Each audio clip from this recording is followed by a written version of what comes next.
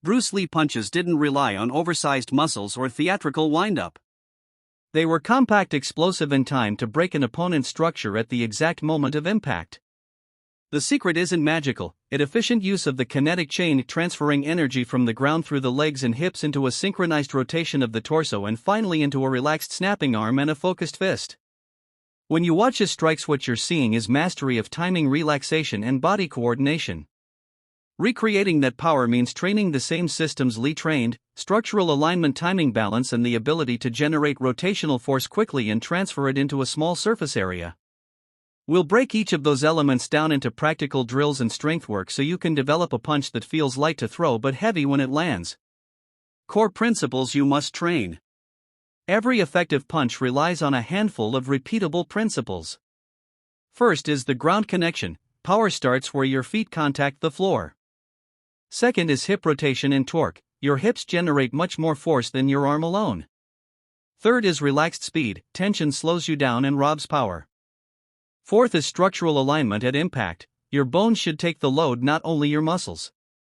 Fifth is timing and rhythm. A technically perfect punch does nothing if it misses the opponent balance. Train these principles consistently and the rest, speed, snap, and feel, will follow. Anatomy and biomechanics, how power actually moves. To use your body like Lee, did you need to visualize how force flows? A powerful punch is a chain reaction. Your rear foot plants and pushes against the ground. That push travels up the leg into the pelvis, which rotates.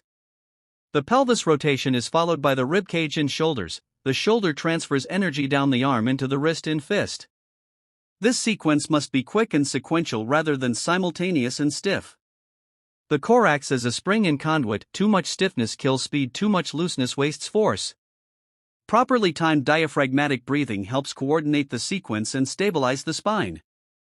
Finally, the last few inches of the strike depend on relaxed elasticity in the punching arm, a short snapping motion at the elbow and wrist rather than a long telegraph swing.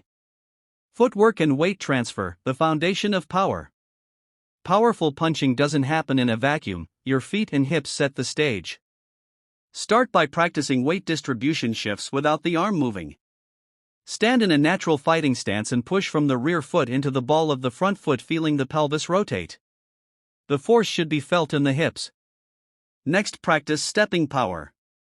Small committed steps forward that end with the rear foot driving down and slightly pivoting produce far more power than a big slow lunging step. The rear foot pivot is crucial. A 20 to 30 degree turn unlocks hip rotation and lets your glutes and external obliques add